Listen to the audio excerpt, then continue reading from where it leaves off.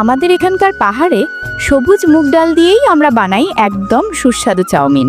চলুন আজ আপনাদের আমি দেখাই কেমন করে বানাই আমি। প্রথমে ক্ষেত থেকে নিয়ে আসা টাটকা সবুজ সুগন্ধি মুগ ডালগুলো আমি ভালো করে ধুয়ে নিই পরিষ্কার জলে।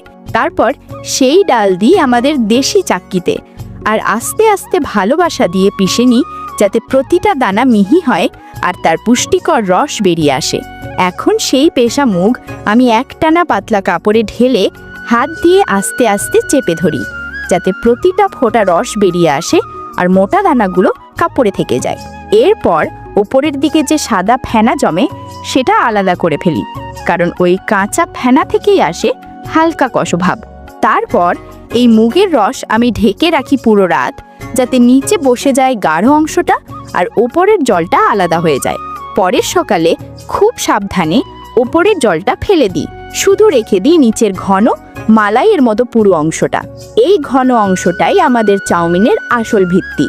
এখন তাতে মিশিয়ে দিই 1 চিমটি লবণ, অল্প জল আর অল্প দেশি ঘি, যাতে স্বাদটা ভারসাম্যপূর্ণ আর টেক্সচারটা মোলায়েম হয়। তারপর গরম কড়াইয়ে ঢেলে ধীরে ধীরে রান্না করি কম আঁচে, যতক্ষণ না ঘন আর আঠালো হয়ে আসে।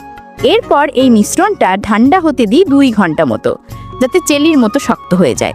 তারপর সেটা আমি পাতলা ছিদ্রওয়ালা ছাঁচে ভরে চাপ দিয়ে বের করি লম্বা লম্বা চাউমিনের ফিতেগুলো সরাসরি পড়ে ঠান্ডা জলে, যাতে তারা একে অপরের সঙ্গে না লেগে যায়।